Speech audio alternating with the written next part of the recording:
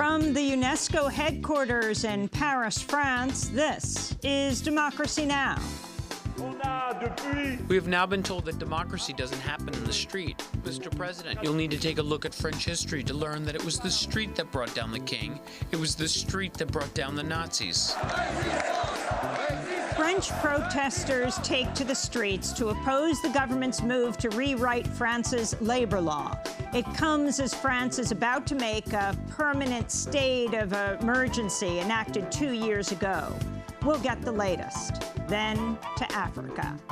Africa has tremendous business potential. I have so many friends going to your countries trying to get rich. I congratulate you. They're spending a lot of money.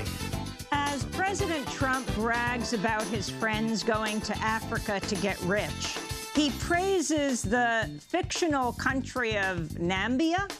He meant to say Namibia.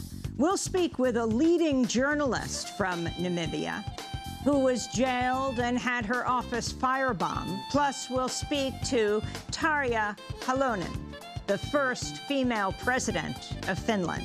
All that and more coming up.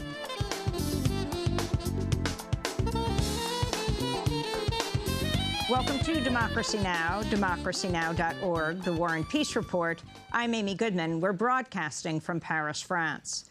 In Puerto Rico, hospitals report they're at capacity and struggling to maintain operations, part of a growing humanitarian catastrophe more than a week after Hurricane Maria devastated the island.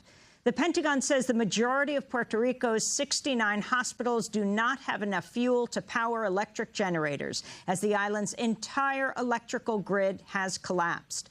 At San Jorge Children's Hospital in San Juan, managers have repeatedly pleaded for diesel fuel as medical teams have faced blackouts of up to 3 hours.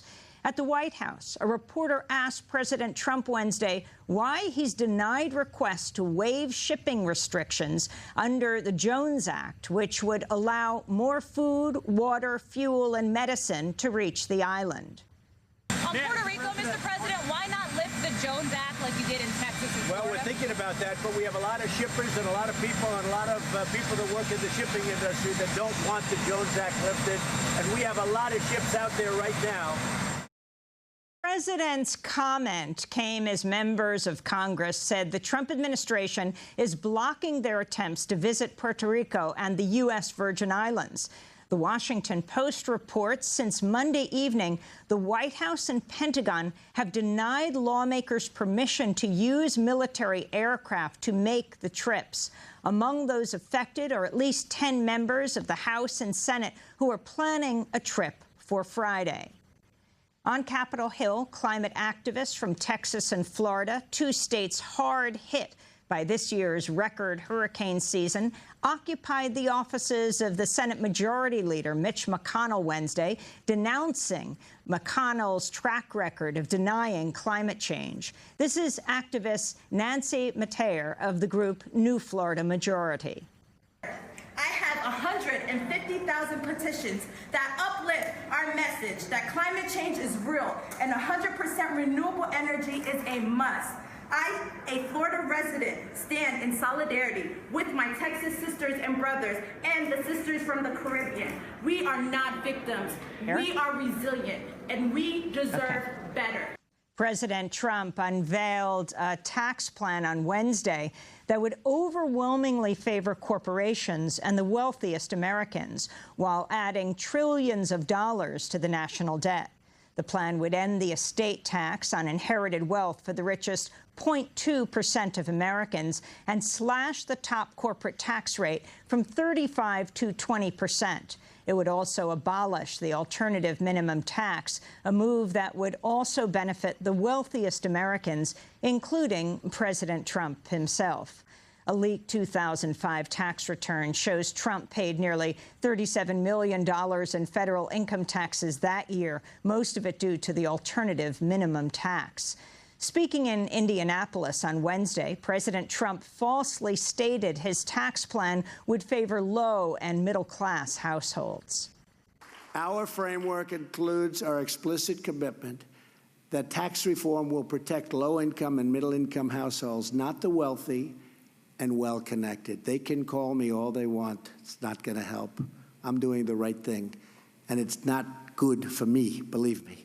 According to Americans for Tax Fairness, Trump's plan would provide a modest middle-class tax cut by doubling the standard deduction. But those gains might be largely offset by other changes to the tax code.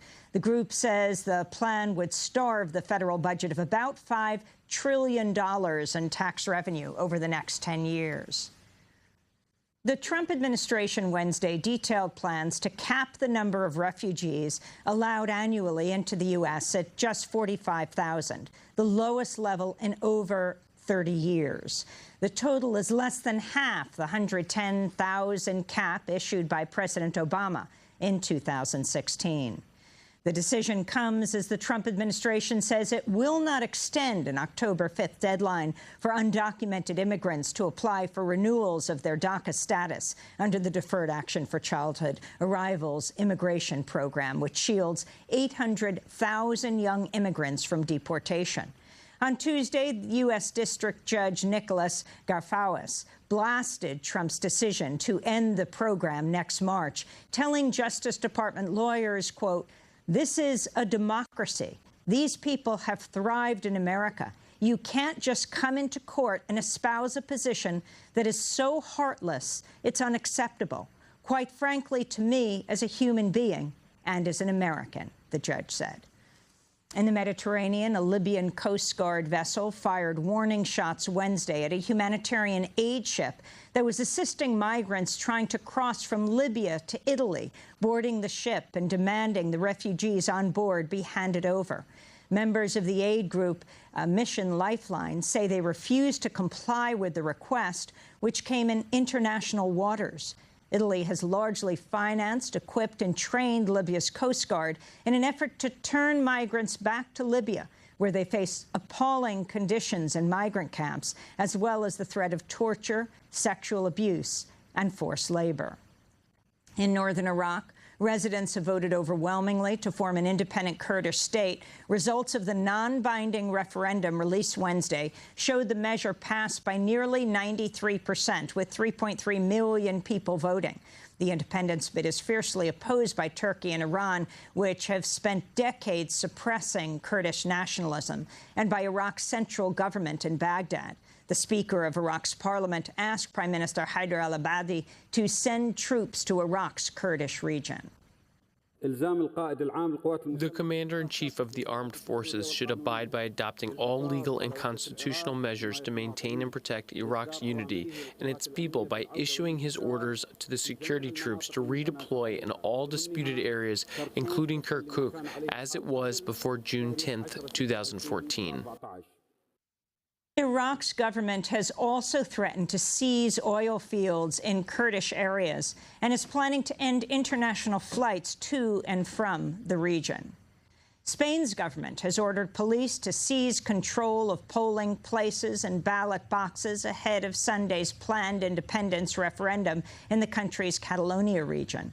On Thursday, Barcelona police sealed off a warehouse containing 10 million paper ballots.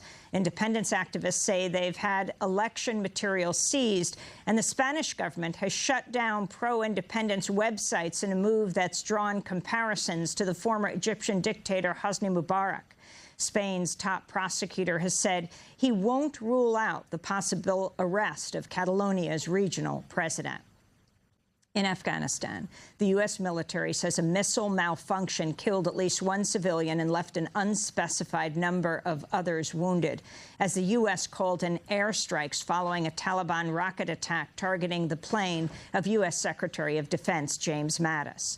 The violence came just hours after Mattis arrived at Kabul International Airport for a meeting with Afghan President Ashraf Ghani. Speaking to reporters, Mattis said the Trump administration will add to the number of U.S. troops in Afghanistan. I prefer not to go into the specific numbers right now. We are bringing in more Americans. There are also more coalition forces, non-Americans who are coming in. I don't want to tell the enemy exactly what we're doing, but the whole point is to make certain that we have a compelling battlefield advantage over anything the Taliban tries to mass against your forces. In Uganda, presidential guards and special command soldiers forcibly ejected lawmakers from the chambers of parliament when they tried to vote against a change to the country's constitution that would let long-ruling President Yoweri Museveni run for re-election after age 75. After a fight broke out in the chambers, a Ugandan opposition member of parliament was taken to the hospital. The proposal stirred widespread resistance and protests around Uganda. On Wednesday, the Uganda Communications Commission barred radio and television stations from broadcasting live coverage of any events that, quote, are inciting the public, unquote. 3 journalists in the city of Lira were arrested as they covered protests there. In Israel, the country's military chief said Wednesday he'll shave 4 months off an 18-month manslaughter sentence given to an Israeli soldier who was caught on video executing a wounded Palestinian man last year. IDF Sergeant Elor Azaria became a hero to many Israelis, with Prime Minister Benjamin Netanyahu joining calls for a pardon, despite video showing Azaria firing a single shot into the head of the Palestinian man, Abdel Fattah al-Sharif, as he lay immobilized on the ground. Meanwhile, the international police organization Interpol said Wednesday it will add the state of Palestine as a member nation. The move came despite fierce opposition from Israel and the United States. Palestinian Foreign Ministry spokesperson Omar Awadallah welcomed the move. This is a great victory for Palestinian diplomacy, one that assures that the Palestinian national and political leadership are working to put Palestine on the international stage and to be a member of the international organizations. In Bangladesh, aid groups say the number of Rohingya Muslim refugees who fled ethnic cleansing in neighboring Burma over the last month is nearing 500,000. On Wednesday, boats carrying hundreds of refugees arrived at Bangladesh's coast. Refugees say they fled at night to avoid Burmese security forces and vigilantes and traveled by boat to avoid landmines planted by the Burmese military along the border. Our village is surrounded by Buddhist people. When we try to go out of the village, they want to kill us. That's why we came at nighttime. We can go hidden from forest to forest and avoid the military. In West Africa, human rights groups say the government of Cameroon has forced at least 100,000 refugees to return to Nigeria, where they fled violence between Nigeria's army and the Boko Haram insurgency. This is Jerry Simpson of Human Rights Watch. In our report, we have found that the Cameroonian military has been aggressively intercepting and screening Nigerian asylum seekers as they reach remote border areas in Cameroon, torturing people, accusing them of being members of Boko Haram, including women being Boko Haram wives, otherwise assaulting them, making their lives miserable while they trap them in these remote border areas and then violently deporting them back to Nigeria. At least 20,000 people have been killed in the 8-year-old conflict with Boko Haram, and the fighting has exacerbated a food shortage that the UN warns has millions of people still at risk of famine. Back in the United States, CBS says it will include the playing of the national anthem in its live coverage of tonight's NFL match between the Chicago Bears and Green Bay Packers, as players from both teams are expected to demonstrate during the anthem by linking arms or taking a knee. The planned protests come after President Trump spent most of the last week attacking the racial justice protests led by African-American athletes. Among those joining the protest is Tennessee Titans wide receiver Rashard Matthews, whose brother was a U.S. Marine who died in Afghanistan. Matthews spoke Tuesday with ESPN. I plan to kneel until the president apologizes for the comments that he made. Because I felt like there was a very disrespectful comments that he made.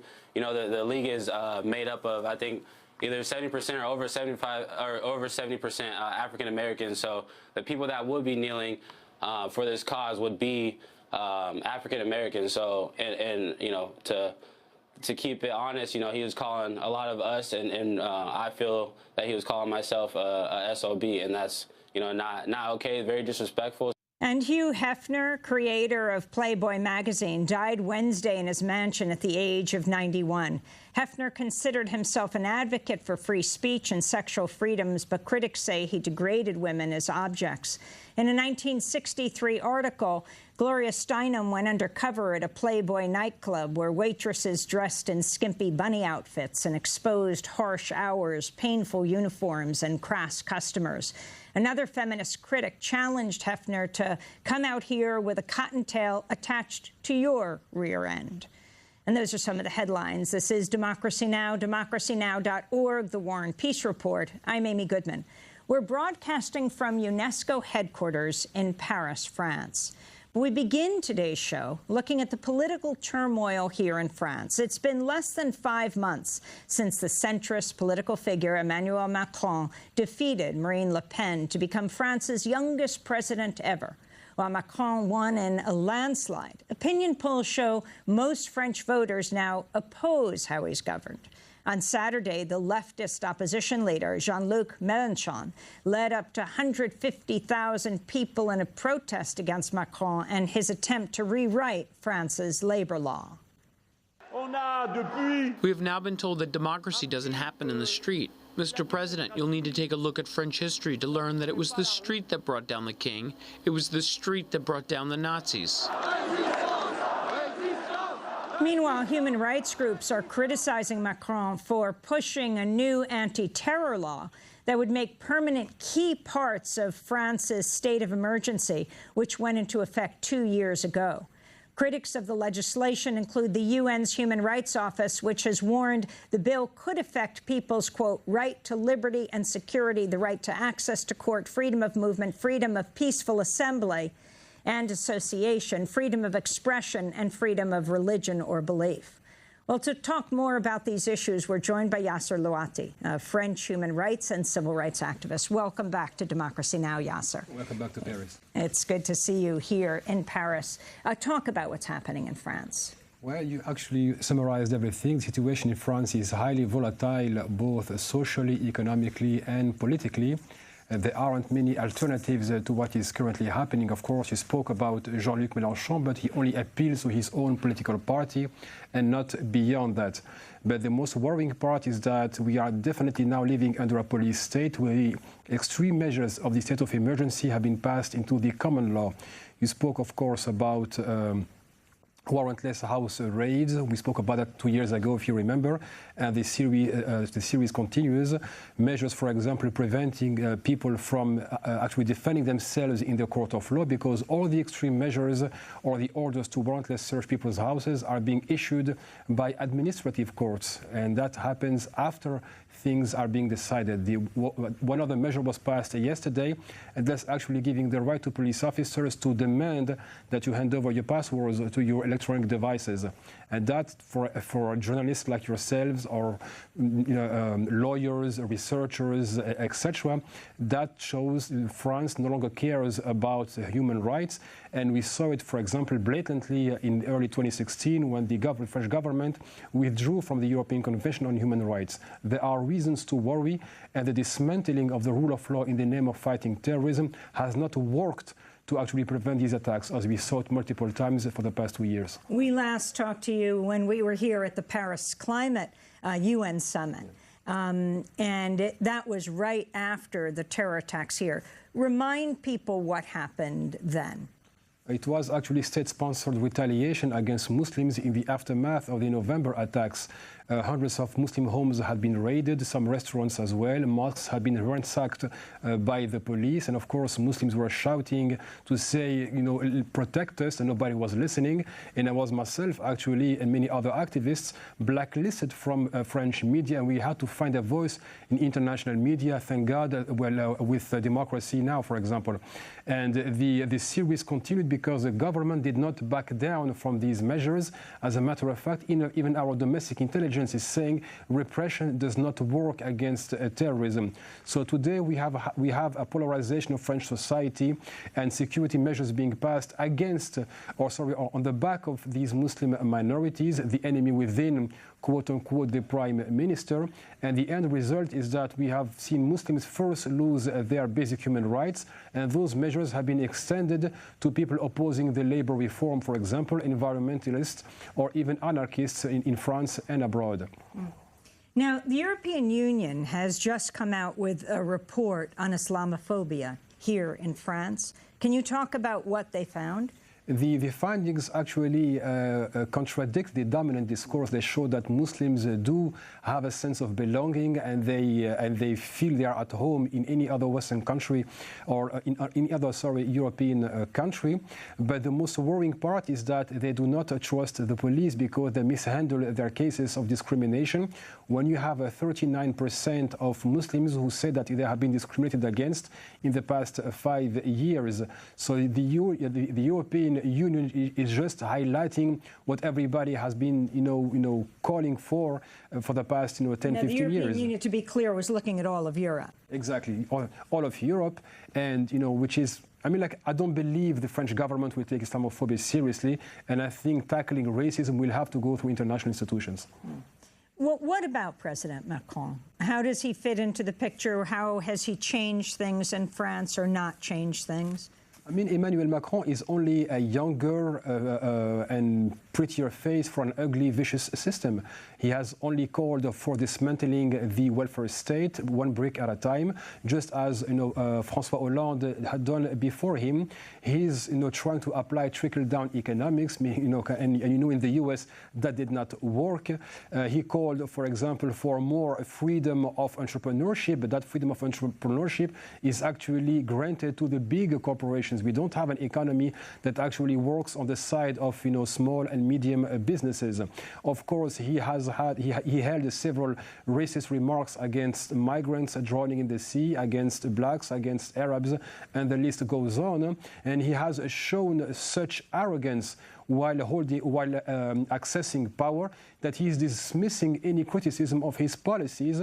And in my humble opinion, he is the clear example that ideologies are in power instead of facts to actually pass socially fair measures. People keep telling him these measures do not work. The labor reform will not bring in more employment. It will only expose people to job insecurity. It does not matter because what he has is only a neoliberal ideology. Jean-Luc Mélenchon just had a major rally. Well over 100,000 people turned out. Can you explain who he is, his significance is? For people in the United States to understand, would you say he's the Bernie Sanders of France? No, absolutely not. He's not a Bernie Sanders in France. He's not a Jeremy Corbyn as well. He's a person who managed to build a far less political party around his own person, and who did not actually look to reach out beyond his own immediate circle. He's been accused multiple times of degrading Muslim women, and he sided with people demonizing Muslim women at the peak of the Burkini hysteria. He definitely refused to grant the right of Muslim women to wear the headscarf, because in his ideology it's only a class struggle. The racial question does not exist. Well, I'm sorry, there is a question of race and a question of class, and Jean-Luc Mélenchon fails to acknowledge it. So that's the problem. And his limits are actually being reached because he has not managed to bring around him more people from, let's say, the ethnic neighborhoods people call the banlieue, for example. Talk more about the labor legislation that Macron is pushing through.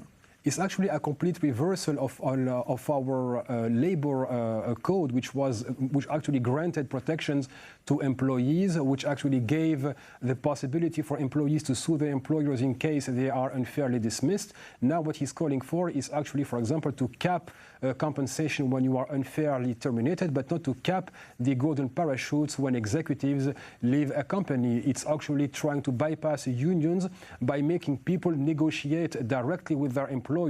I mean, how strong can you be when you are a bunch of employees, negotiating directly with the head of the company? It makes absolutely no sense.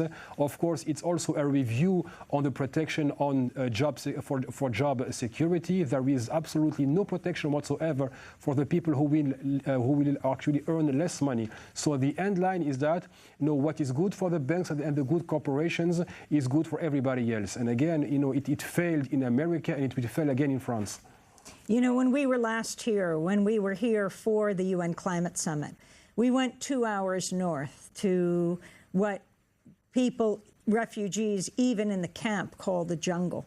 The place where thousands of refugees from, well, it looked like the refugee camp where people were from Afghanistan, from Iraq, looked like a map of the places where the United States had bombed over the years. Can you talk about what's happened with it?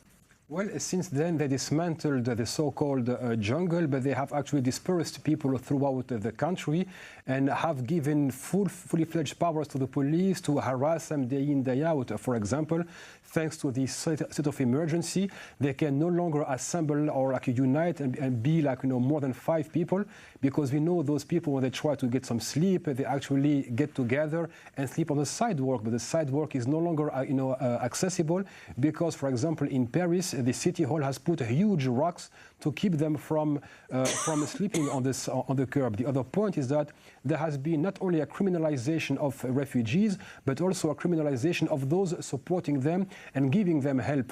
For example, the case of several activists being sued by the state for giving them water, giving them shelter, actually helping them with their paperwork. So that's a problem because France has a huge responsibility in the inflow of refugees, bombing their countries back over there and supporting repressive regimes. But when those people come to us seeking help, they are not only criminalized but also dehumanized, and as well as those giving them support.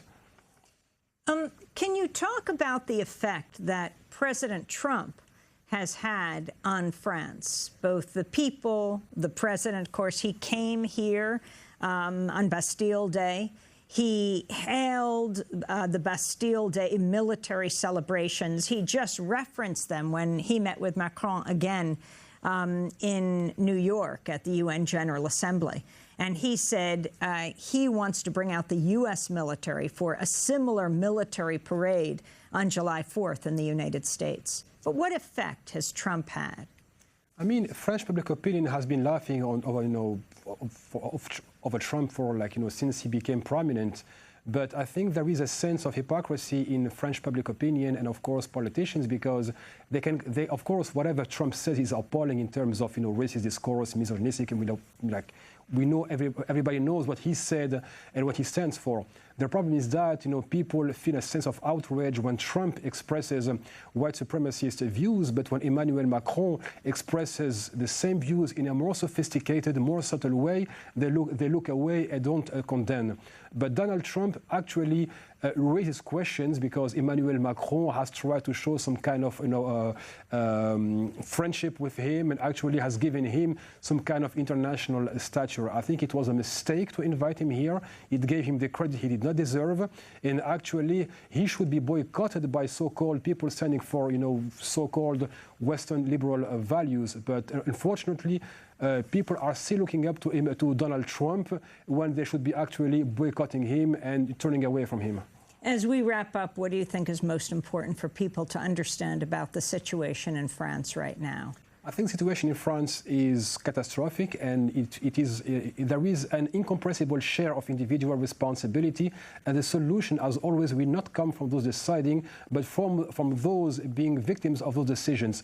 If people continue to look, at their own self-interest, the government will continue to do what it's doing today, which means destroying our environment, keeping us from living in a safe and equal society, and continue to brutalize us with the state of emergency. Well, Yasser Louati, I want to thank you so much for being with us. French human rights and civil liberties activist, head of Justice and Liberties for All Committee. This is Democracy Now!, democracynow.org, the War and Peace Report. We're broadcasting from UNESCO headquarters here in Paris, France. A conference is going on today on the importance of the freedom of information. People from around the world have come to speak about it. Coming up, we're going to be speaking with the former Finnish president. But first, well, what is that country that President Trump referred to in Africa? And what about what President Trump said to African leaders when they gathered for the UN General Assembly? That my friends are going to Africa to get rich? We'll find out the latest. Stay with us.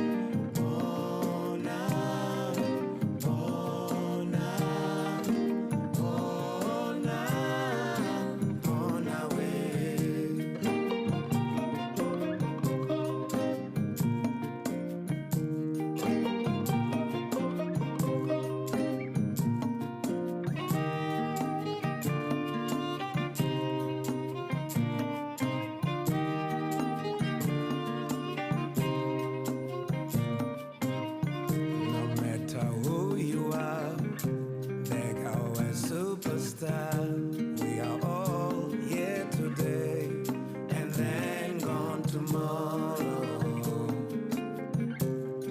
And then gone tomorrow.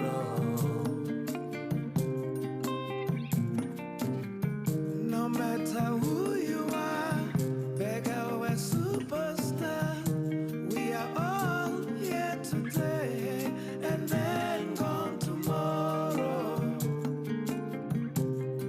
And then gone tomorrow. And then gone tomorrow. Beggars and Superstars by Elamoto. This is Democracy Now!, DemocracyNow.org, The War and Peace Report. We're broadcasting from the headquarters of UNESCO in Paris, France, where a conference is going on about the importance of the free flow of information around the world. Well, the African nation of Namibia found itself in the news last week after President Trump mispronounced its name during a speech at the United Nations. Uganda has made incredible strides in the battle against HIV/AIDS. In Guinea and Nigeria, you fought a horrifying Ebola outbreak. Nambia's health system is increasingly self-sufficient. President Trump's reference to the non-existent Nambia left many observers confused as to whether he was referring to the Gambia or was it Zambia? Could it be Namibia? White House officials later clarified to say Trump meant to say Namibia. During that same speech, Trump congratulated African leaders for helping make his friends rich. Africa has tremendous business potential. I have so many friends going to your countries trying to get rich. I congratulate you. They're spending a lot of money. Well, that was President Trump at the United Nations. We're joined now by one of Namibia's best-known journalists, Gwen Lister. She's in Paris to speak today here at the UNESCO Talks, founding editor of the independent newspaper The Namibian, which reported critically on apartheid South Africa, to say the least. During the 80s, she was jailed twice. Her newspaper's office was destroyed by arson. The building was later firebombed in the 1990s after Namibia became independent. Gwen Lister has since become a leading advocate for press freedom. She's a founding member of the International Consortium of Investigative Journalists, which gained fame for publishing the Panama Papers, which exposed how the world's rich use tax havens to hide their wealth. Gwen Lister is speaking today here at UNESCO to mark the International Day for the Universal Access to Information. Gwen Lister, it's great to have you here at Democracy Now! Good to be here. So let's talk about your country, well, why don't you share with the world how exactly you pronounce Namibia? Namibia. Now, I won't say this was big news in the United States, which gives very little coverage to Africa, what President Trump said. But talk about what he said about your country. Well, I think the news of the Nambia mispronunciation was received, obviously, with some laughter by Namibia, not only Namibians, but Africans further afield. Unfortunately, I was of the view that there was Trump at a dinner with all the African leaders, and not one of them bothered to correct him. But I think Twitter did the rectification later. And according to our president, later, Trump put Namibia on the map simply by the mispronunciation. So talk about what he was referring to, the healthcare system. Well, he referred to the healthcare system, and I wasn't quite sure exactly why he referenced our healthcare system as one of the best in Africa. It probably is decent by African standards, but I think it had more to do with the fact that probably all he knows about our healthcare system is the fact of the PEPFAR involvement in fighting the scourge of AIDS. And explain what that is, PEPFAR. Well, PEPFAR is obviously George W. Bush started it, giving fairly substantial funds to fighting AIDS in Namibia. And then talk about what Trump said about his friends getting rich. You tweeted, "There's no question about Trump's colonial get-rich-quick mentality." You said, "You just wish leaders of Africa had the guts to call him out on it." Exactly. Well, obviously, I think Africa needs and wants investment, but they want sort of good ethical investment and not just people who are coming out as the previous colonial regimes did and simply fleeced African countries of the wealth and you know, allowing all the money to leave the continent, as happens so often with a lot of these investors, so-called. You're here in Paris at UNESCO headquarters at the IPDC talks to talk about press freedom. Give us your own story, Gwen. Just share your stories about you as a journalist taking on apartheid South Africa and what it meant for you. Okay, well, it seems like a very long time ago already, and it is. But obviously, I felt it was very important back in the 70s and the 80s to really show that there was resistance within Namibia, in my case, to the policy of apartheid. As you're probably aware, at that time, very few so-called whites objected to those policies. So I felt it was very important in the first place to do that. Secondly, for a newspaper to be the voice of the voiceless people, because obviously, and that's very relevant to access to information today, is the fact that obviously we were totally dominated by South African propaganda at the time. But further afield in Africa wasn't great either. I mean, there were a number of draconian governments in power in Africa, and they tended to control the means of information and all the media. And so I think probably one of the more significant things in my journalistic career was having the honor to chair, and I will reference it today, the 1991 UNESCO conference in Windhoek, which ended up, and it was a conference of African journalists, some of whom had been released from jails, Cameroon and elsewhere, to come and attend that conference. And that is where African journalists really affirmed the importance of an independent, pluralistic, and free press for the continent. And I think it brought about a lot of change, at least in perceptions and more acceptance of press freedom. And I think that was definitely a milestone moment. And Namibia was really chosen as the venue for this because Namibia had finally attained its independence in 1990 with a constitution which provided for all those fundamental human rights and freedoms. And talk about your own experience with jail. With jail? What happened while you were jailed? On most occasions, it had to do with secret documents. The one case, which was probably the most notorious, famous, whatever you like, was when I went to collect my mail one day. What year was this? This was in 1984. And this was, what, 6 years before Nelson Mandela was released, 10 years before the racial elections in South Africa. And it was, in fact, in the year where I was trying to set up the Namibian and find the funding. So, and just for people who aren't aware, explain Namibia's relationship with South Africa. Namibia used to be called Southwest Africa. Absolutely. Namibia, yes, was seen as the sort of fifth colony of South Africa and governed as such. And as I said, was, as you mentioned, Southwest Africa, which we, even at the time prior to independence, regarded more as a geographical direction than the name of a country. And so just before we started the Namibian, we decided, in fact, we were the first to use that name inside the country. Even the liberation movement at the time fighting against South African occupation were known as the Southwest Africa People's Organization, SWAPO. But we used the name for the newspaper, and obviously that caused huge controversy at the time. But to jump back a little bit, my arrest was mainly because I had been to my post office box one day to collect mail and thought I'd come back for it later. And when I came back, the mail box was empty. So I'd called the Postmaster General and said there's something very strange happening. He said he would inquire, and it wasn't a matter of 2-3 days where I got a registered envelope in the post with top secret all over it, and it had been sent to me in error. And it was actually for the interception of all my incoming and outgoing mail for reasons of state security. So I released this document to the media and was immediately arrested under the Official Secrets Act. So I spent about a week in jail for that, and I was warned of charges in terms of the Act, but they were later dropped, I think mainly because it was going to be quite a big embarrassment to the South African government at the time.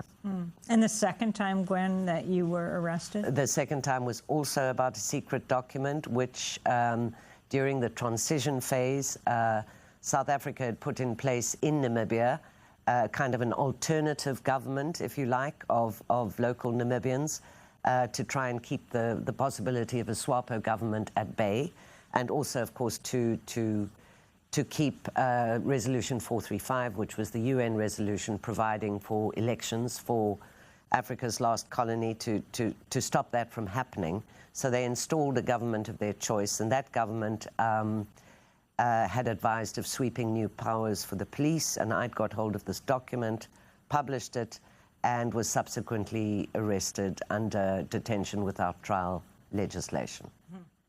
I wanted to ask you, this is a story from a few months ago, but in New York, a second hearing was scheduled in the case of two indigenous Namibian tribes that are suing the German government to demand compensation for Germany's genocide of 100,000 people in now Namibia between 1904 and 1908, the killings carried out by German imperial troops when the region was a German colony. And that goes to a little more history for viewers and listeners around the world. Before Namibia... South African. Yes, explain.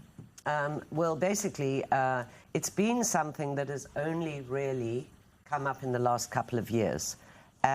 It may or may not have to do with the fact primarily that obviously Namibia's economy is pretty depressed. There's fairly large-scale unemployment. Figures are not terribly reliable, but they're certainly over about 40%. The Herero-speaking group in Namibia, which was the tribe most decimated under German colonial rule, also the Nama people, are not pleased with the German government, which I think is our hugest development aid partner. They've given massive amounts of money in lieu of that genocide, I think. But now the local inhabitants really feel that's not enough, and they want, obviously, a very formal apology, plus they're demanding millions. And so they've chosen to go to court in the US at the same time that bilateral negotiations are happening with the Namibian government and the German government about the genocide issue. Finally, Gwen Lister, as people here at UNESCO today are talking about internet freedom and the free flow of information, Namibia is currently holding an internet governance forum. Talk about the goals that you feel Namibia should have going forward and what the challenges are around internet and digital freedom, who has access also and who doesn't. Right. Africa mostly, Namibia also, the access to information via the internet is mainly via mobile phone. Internet, actual computer, laptop penetration is very little indeed. So most people have a mobile phone. Namibia, it must be said, kind of tops the rankings of press freedom in Africa, and that's been acknowledged by Reporters Sans Frontières and other groups, CPJ and others. So we're in a fairly good position. And I think that has a lot to do with the fact that we have this kind of advocacy activism all the time. We need to closely guard those freedoms. Democracy is a very fragile thing. They are very special to us, but there are still threats. Namibia at the moment is, for example, looking at implementing or putting before Parliament a cybersecurity law. And as we all know, cybersecurity is a very real issue in the world today, but often disguised and hidden in a law like that are possible infringements on access to the internet and monitoring of social media and so on.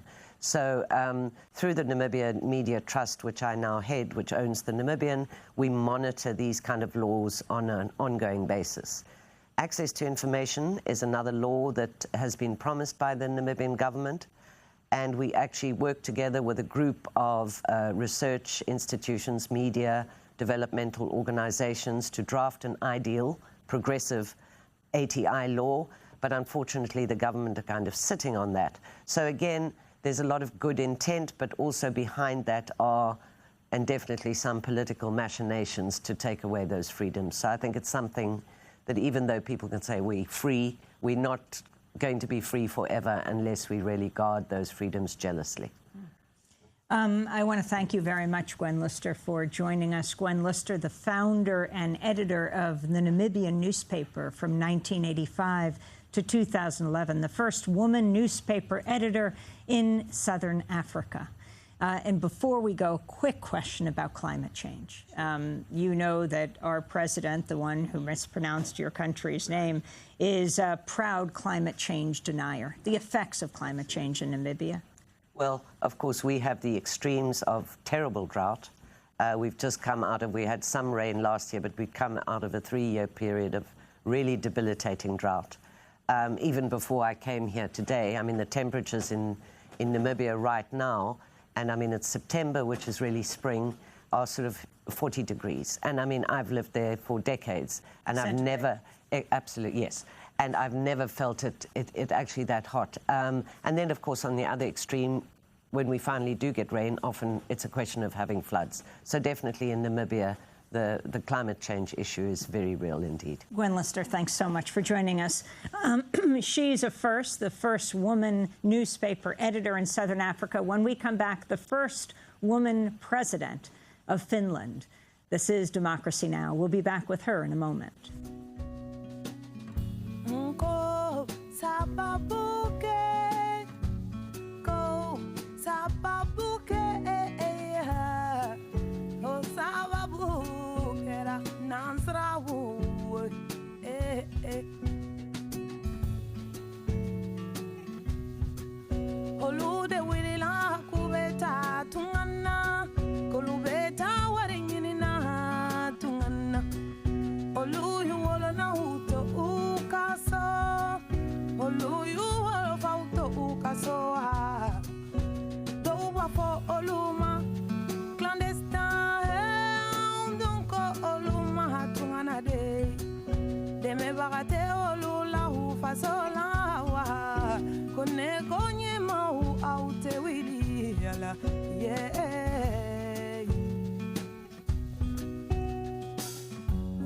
Sankele fila sabana nindoro woro wolon fila shegi kononton Olube sankele fila sabana nindoro woro wolon fila shegi kononton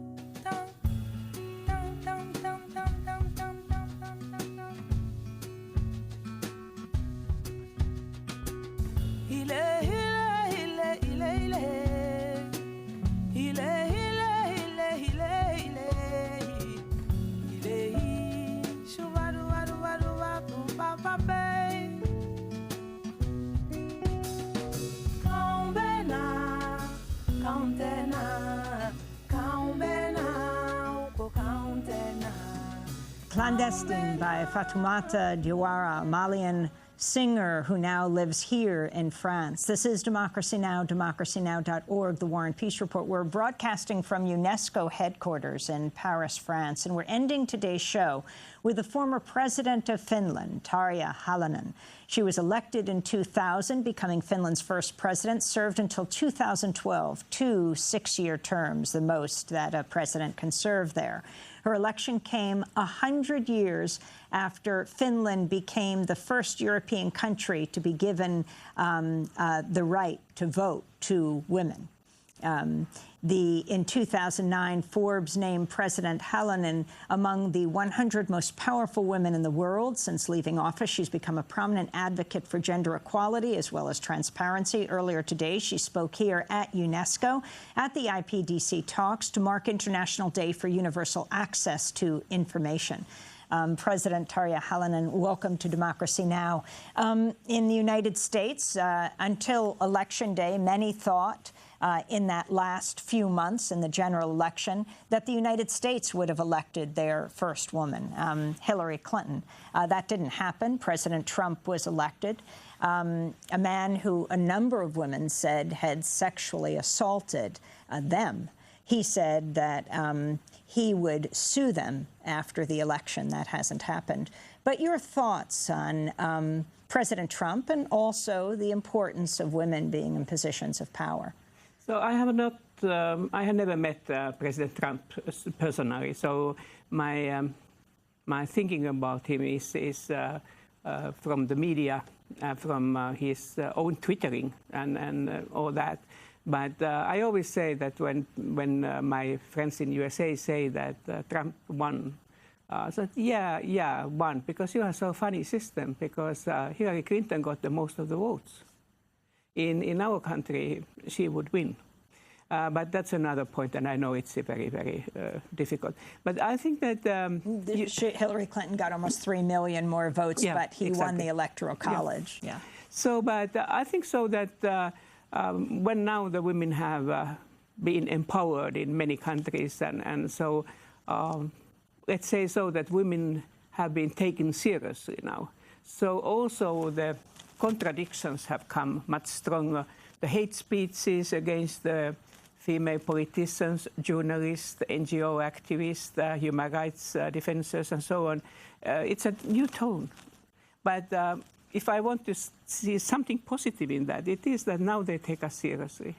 Earlier they thought that, okay, you can have good toys, but it's not dangerous. But nowadays, it's a different situation. I said in Finland when in the foreign ministry, foreign service, some 20 years ago, we got more and more women ambassadors. I always said to the men that, just don't worry, smart men will survive.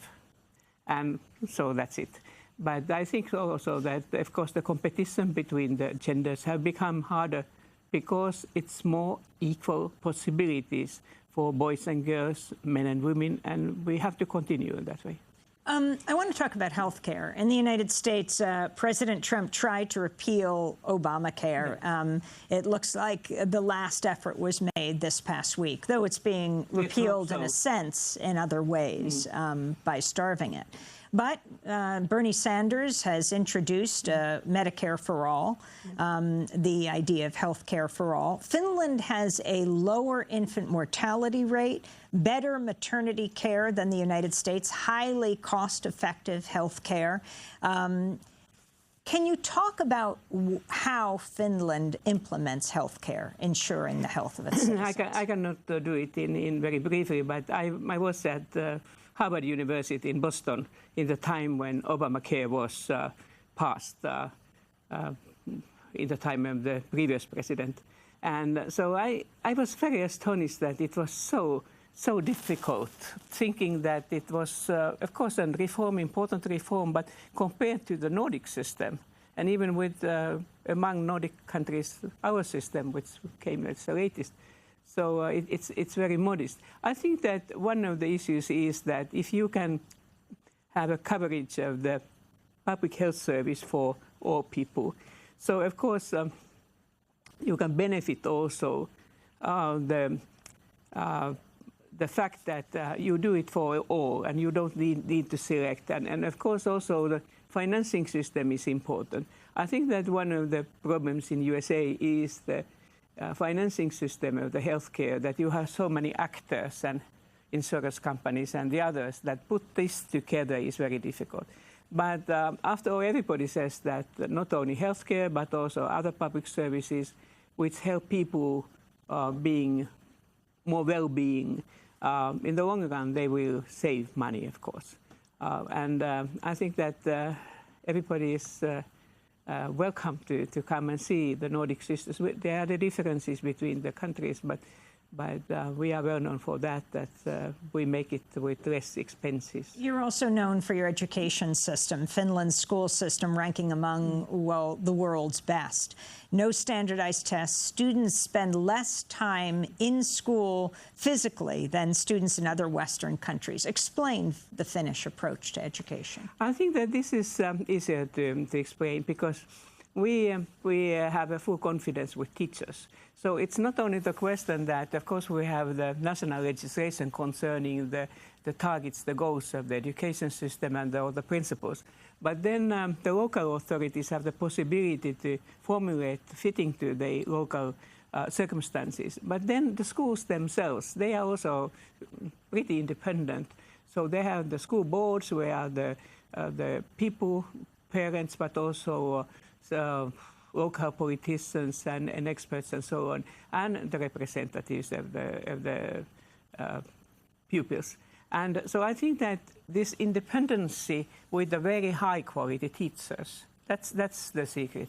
Our teachers, they all get, of course, the university degree, and the institutions can choose so that only 10% of the candidates to these institutes will be accepted. So they get the best of the best.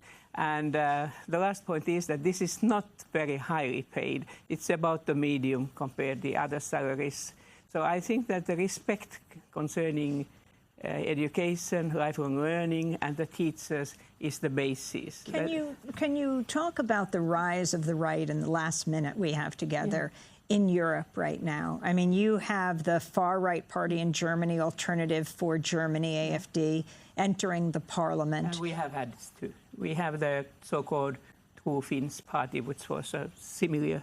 Now it's split in two. What about this and the attitude especially to refugees? So I think that one of the reasons was that politics had become too much discussions between, they call it elite, I would say professionals. So that even the language what the politicians and the advisors use was something different what people use in everyday life. And those political parties who has understood to listen the voices of the people have been successful. But I will say that when you listen, you cannot be just an echo. You have to give also the good, smart, true answers for the very often difficult issues. And that's why I think that all political parties have to start listening more carefully, but also to give more responsible responses to people, that they understand that this is not like a miracle like that.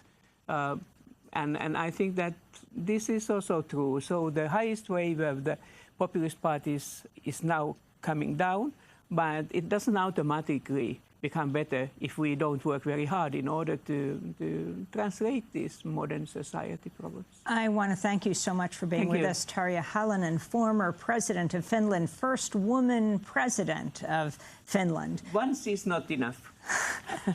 She says once is not enough, served until 2012.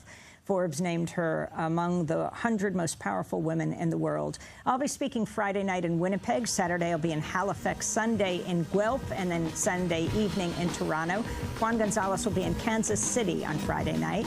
You can check our website. Also, today's talks at UNESCO in Paris will be live streamed at unesco.org. I'm Amy Goodman. Thanks so much for joining us.